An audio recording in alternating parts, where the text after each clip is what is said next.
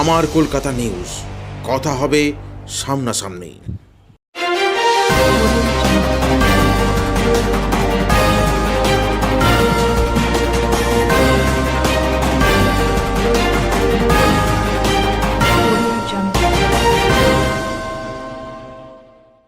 সাত সকালে হুগলি লোকসভা কেন্দ্রের তৃণমূল কংগ্রেসের প্রার্থী রচনা বন্দ্যোপাধ্যায় ভদ্রেশ্বর নাথ মন্দিরে পুজো দিলেন। মন্দিরের চারপাশে অসংখ্য মানুষ রচনাকে দেখতে ও সেলফি তুলতে ভিড় করেছিল।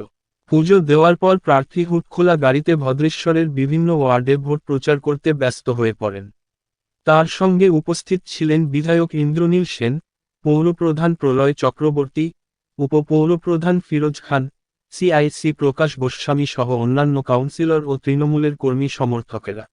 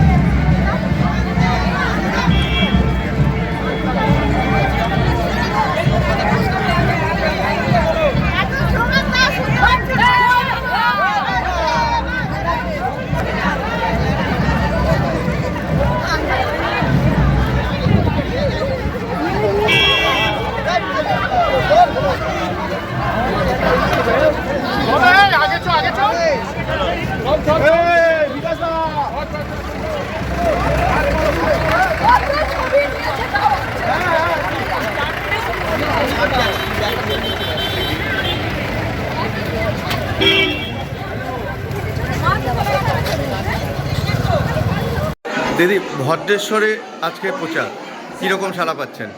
খুবই ভালো সাড়া পাচ্ছি, প্রচুর মানুষ এসছে, খুবই খুশি, সবার এত ভালোবাসা পাচ্ছি, গরমের মধ্যে এত মানুষ দাঁড়িয়ে আছে রাস্তায়। যত সময় এগিয়ে আসছে তত কি টেনশন বাড়ছে?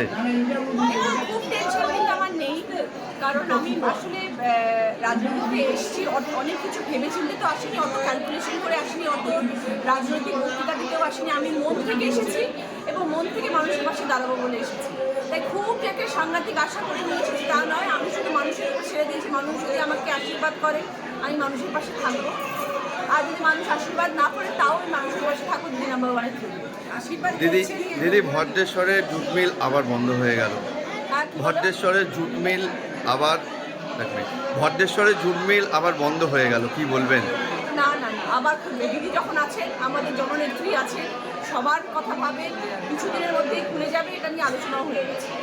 দিদি, আজকে শুভেন্দু সভা আর কিছুক্ষণ পরে, কি বলবেন? কিছু বলার নেই তো। দেখুন, এটা লোকসভার প্রচার হচ্ছে, সবাই আসতে পারে, সবার জন্য অবারিত দ্বার, যার যখন ফ্রিডম অফ স্পিচ, যেটা কথা বলতে চায় বলতে পারে, যার যেটা সভা করার ইচ্ছে সে আসবে, যার যেরকম প্রচার করার তারা প্রচার করবে। মানুষ বিচার করবেন কার পাশে থাকবে। ভদ্রেশ্বরবাসীর জন্য কি বার্তা থাকবে? ভালো থাকুন, আরো সবাই সাবধানে থাকুন, সব থেকে বড় কথা আগে আসবে। আমার কলকাতা নিউজ, কথা হবে সামনাসামনি।